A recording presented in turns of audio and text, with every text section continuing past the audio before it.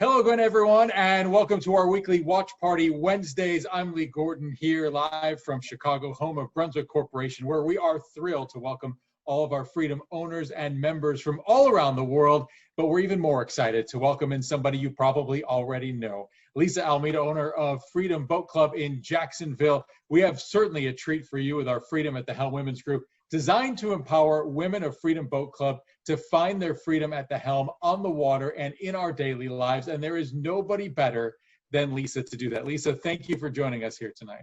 Thank you so much for having me. You know, I love to talk about boating and women on the water, so it's perfect. So let's talk about music. We always start off with here because we're going to start with the fact that we've launched our Freedom playlist on Spotify. So what is the music that you like to listen to when you get on the water? Okay, so you asked the girl who is getting her new boat next week, and the new name of my new boat is going to be Dance Party. So, of course, so I was wrong. I was way off. Yeah, it's not. I love Leonard Skinner because they're from Jacksonville. I get it. But I am the dancing queen, and I love to dance, so it's dance music. And usually it's the theme of the summer. So like last summer, it was the Get Up Dance, so that we could all do the Get Up Dance on the back of the helm and on the sandbar. So this year, it's Just Sing, Justin Bieber and Anna Kendrick from World Trolls Tour, because you can just sing and dance. So there you have it. All right, I was a little off. Those are two very good songs, though. That works. So we've got to talk, we talk music, but we're also going to talk about you and the brand that you have built. And when I look behind you, it screams right at me. And I've known you long before we both even started here at Brunswick and Freedom, but the Boatanista, how did it start? How has it evolved? And how have you just kind of grown into it through the years? Well, it's really a cool story, but when I look back at pictures of me in my childhood, I think that I was really born to be the Boatanista. However, it started because, at Freedom, we do a lot of social events. And one month, this was several years ago, we had a bunch of social events. And the ad agency we were working with at the time, she goes, wow, you're like the Boatanista. And I went, I am the Boatanista. and I woke up the next morning and I said to myself, oh my gosh, I think we need to have a logo. I think I need to get a definition. And so I worked on it with the agency. And then I know you're familiar with 1010XL in Jacksonville. Sure. And so Jeff Prosser started calling me Lisa the Boatanista on the ads because we did Freedom Fridays. And then people just started calling me the Boatanista. And then I was like, okay, I've got to get this trademark. But what I love about it is that men like it and women like it. And it just represents, boating fun, basically, which is what I'm all about. So. No, that's right. When you told me Jeff is the one that did it, I'm like, that makes sense. It makes complete sense that he'd be the guy to do it. So you've had an incredible career even before Freedom Boat Club. Just how has boating really kind of given you the passion and really found the freedom at the helm for you? And how have you kind of passed that on to others?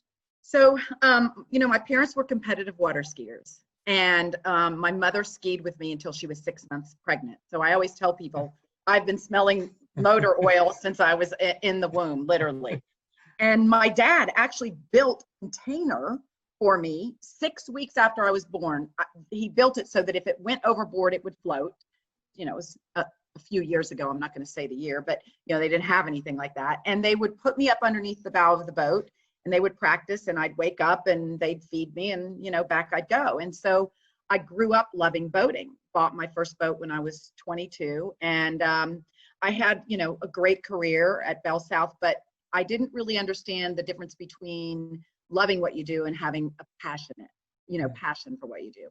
And when I got hired on at Freedom, it was like I could put together everything that I'd learned in my whole life, in my career, and my love of boating together. And it was amazing. And literally, I remember when I got the job and I called some of my friends and I'm like, oh my gosh, I'm working for Freedom Boat Club. And they're like, wait, what? Wait, you're going to get paid to get people on the water? Like, how is that fair? And so in my, boating life, I've just gotten tons and tons of people on the water, gotten them addicted to boating, love of boating, creating those memories, seeing the city from a different perspective, all of that stuff. And then in my career, to be able to, you know, be an owner of a business that is your life passion, and to put those two things together, you know, it's one of those stories where people say, you know, you'll never work a day in your life if you do what you love. It's true. And I've told you this even before.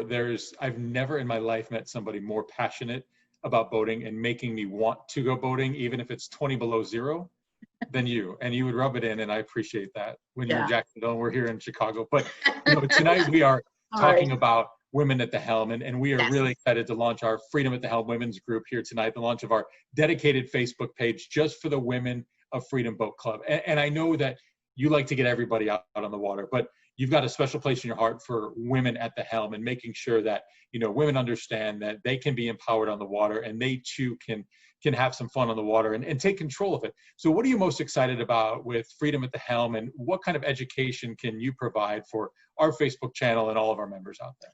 So what I'm really excited about is, you know, my dad had 3 girls. So someone had to learn to back the trailer, drive the boat, and do all those things. And I never had a thought that I couldn't do it. You know what I mean? Like, I was just brought up to, yeah, you can do this.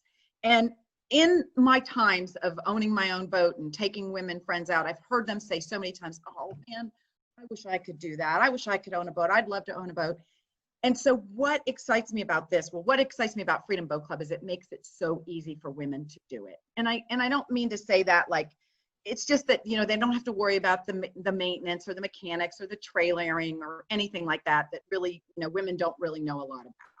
And so it makes it so easy for them to become a boater. And then to be able to experience that change that happens. So I've literally, when I do my Women on the Water days at Freedom, I've had women on the boat and they're literally like nervous, and they get behind the helm and they're, you know, you can tell they're tentative. They don't think they can do it. And then by the end of the day, you know, they're up on plane, their hair is blowing, and they walk in like, you know, smiling ear to ear. It's that empowering feeling.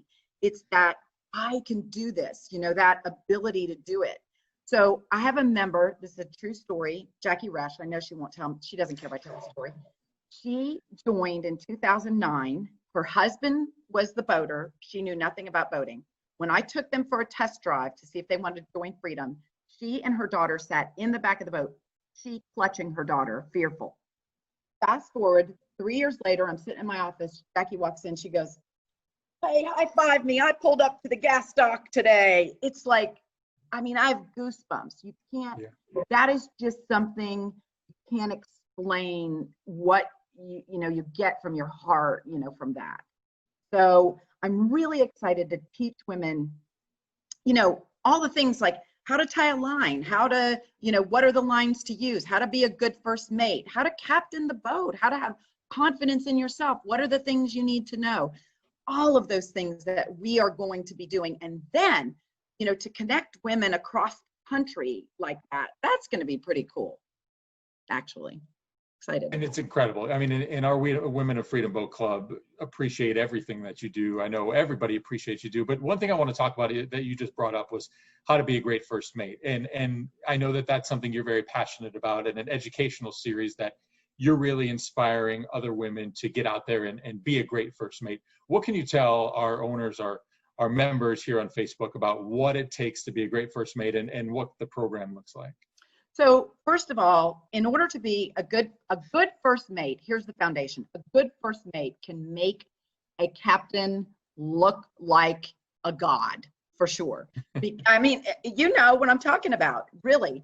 Literally, they can just make them look like they are incredible. So also, there are so many things that the first mate can do, but you need to, if you're going to be a good first mate, you've got to understand your role. You know, what is it that you do as a first mate? What are the things that are required of you? What are the things that make you a good first mate? You know, what are those duties that you need to do? You need to understand nautical language. So you're communicating with the captain. You need to know bow, stern, port, starboard, you know, line, fender. Like, you need to be able to speak the language so that the two of you can communicate, you know, together. And communication is really, really, really key, and anticipating. So like an example would be, the captain is driving, the first mate is on the bow and the captain's saying something and the first mate's looking forward and they're talking. Can't hear what they're saying. You need to turn and look at the captain. I can't tell you how many times I see that. Or as you're being a good lookout and you're looking out, don't just say, hey, look at that. There's a tugboat in the rear coming up on our port side. Do you see that? So I'm talking clear, concise communication. And then the first mate needs to be able to take over the helm if something happens to the captain. If something happens, you've got to know, what do you do in an emergency? First of all, first thing you want to do is get an anchor over and get stop if you have, take over. You want to be able to know how to call on the VHF Marine radio, channel 16. At Freedom, we say call the dock manager because we want you to call the dock manager. But these are all the things that are just so important to being a first mate. And when I said that you can make or break the captain, so tossing a line, getting the line to the dock. So for instance, the captain's pulling into the dock. You've got wind, you've got current, and you're in a sticky situation. If you can toss that line and get it to someone who's on the dock, or if you can get it around the cleat quick enough and then get to the back of the boat quick enough, you can help that captain just glide in and he looks like he's king of the world, or she looks like she's queen of the world. And that's because there was a really good first mate. So I've actually been on boats. I was with a friend of mine. We were downtown Jacksonville, and you know how the current rips down there. Pulling in to the dock in a situation where we've got someone in the front, someone in the back, ripping current, got to make it happen quick. And the captain turned around and said to this person, throw the line, and I need you to get to the line to the person who's on the dock. They threw the line, okay. But it wasn't attached to anything. It wasn't attached to the boat. So it really didn't help that much. Now, thank goodness it was a good captain, used port and starboard engines, got in. However, if the line was attached and they'd have gotten the line to the person on the dock, would have been so much easier. But I have seen where, having a good first mate, doing those things and doing the communication can save lots of issues and can be really, really helpful. The other thing as a first mate is that you need to be quick. So a lot of times I'll see, especially if you're pulling up to a restaurant, you've got a floating dock, crowded, you're trying to dock. And I mean, I've done it with myself when I have people who aren't, familiar on the boat. I'm pulling up and I'm like, okay, I want the bow line first and I want the stern line, and they like mosey out of the boat and and I'm like, no, hurry, speed it up. Get it on the cleat, get it tied, get to the back, get the stern line cleat, So all of those things can just really, really, really help your captain out, help the situation out, keep things safe, make the boating great for everybody. And, honestly, I like being a really good first mate. I like a captain who can depend on me. Like you're working as a team and you're accomplishing something together. So, really great. That's incredible. I think what you're doing for not just the industry, for women in boating, I think everybody understands.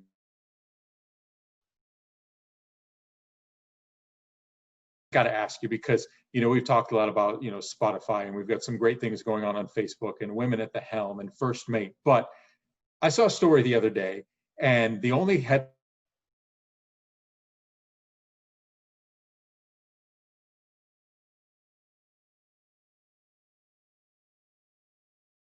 any amount of money, these are Lisa's guys.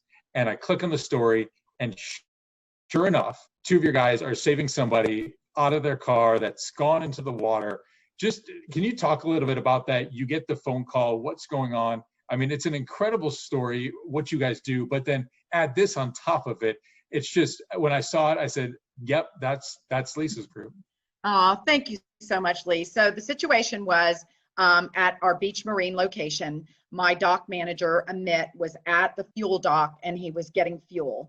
And across the way, there's a busy road.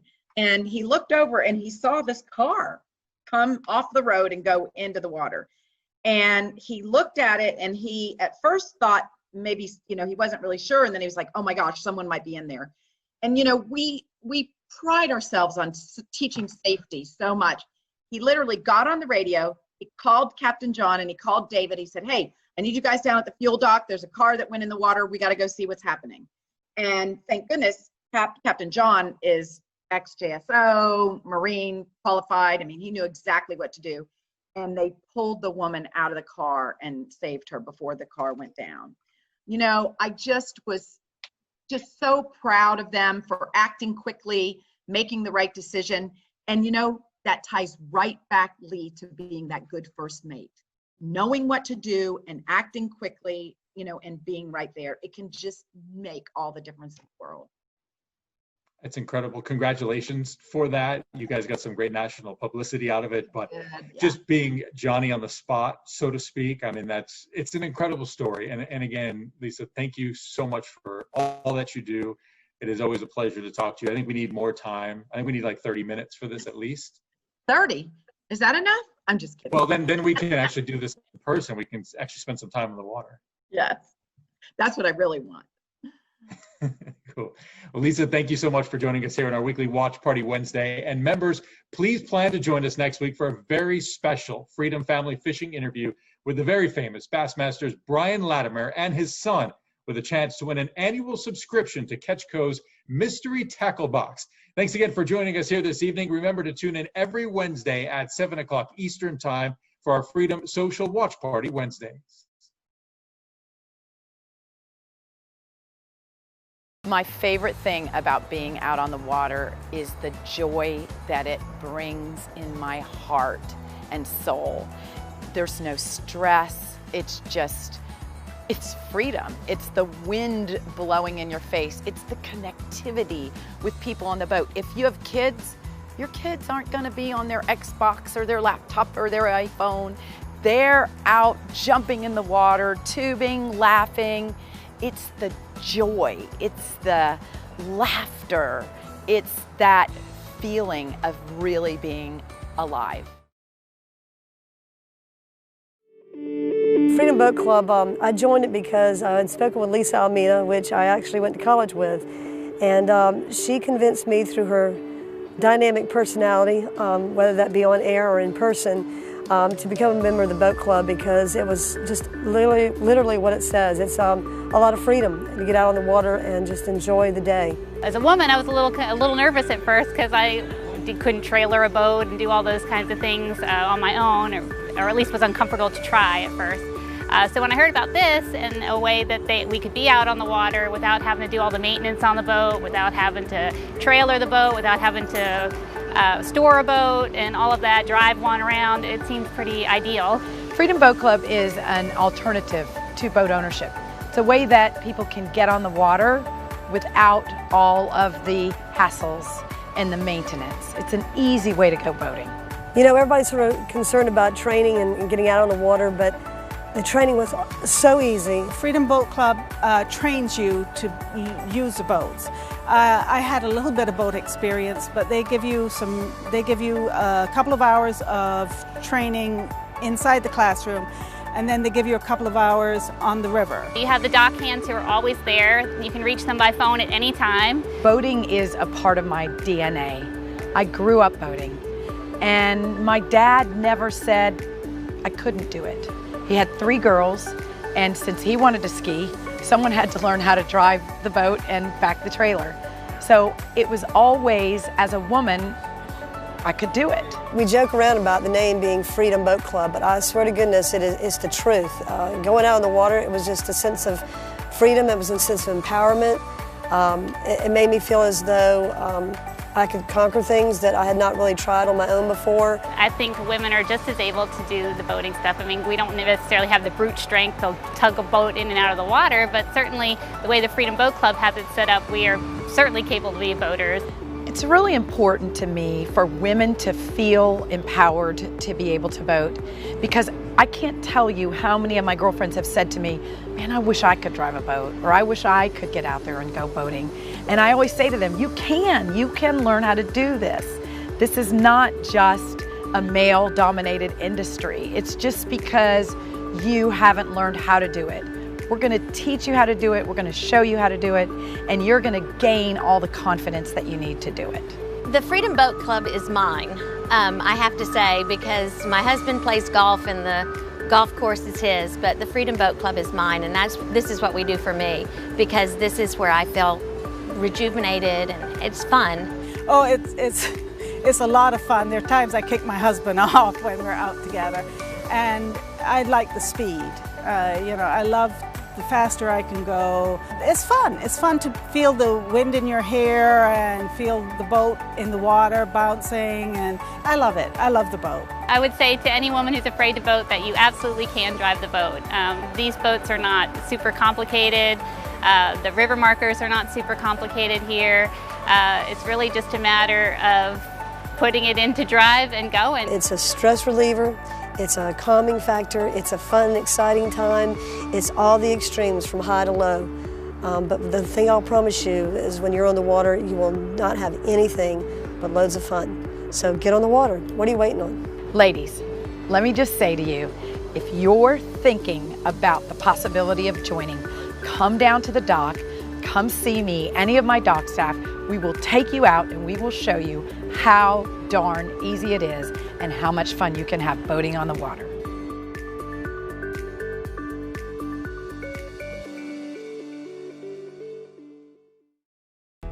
One of the great things about joining Freedom Boat Club is the training that you get on the water.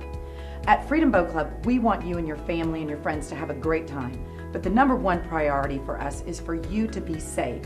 When you join as a member, we have U.S. Coast Guard certified captains on staff, and you are going to have unlimited access to them and get all of the training that you need. And it's not just at the table training, looking at the charts. You are actually going to get on the water with a licensed captain, one-on-one, and you know what's going to happen? Your kids are going to start calling you captain. Hi, this is Lisa the Boatanista, and I'm going to demonstrate the correct way to throw a line. So what you're going to do is you want to grab it and you want to coil it. The reason you're coiling the line is because it will give it momentum. Once you have it coiled, grab it with one hand and then you just want to toss it. And the reason that you want to hold it with one hand is because if it doesn't get to the person, you can quickly pull it back. So once again, hold it, coil it, hold it again, and toss.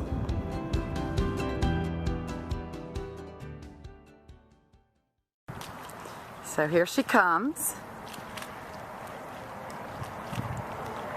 So get your line ready in case she gets in trouble, so I can show her how great it is. Not nervous at all. Good job.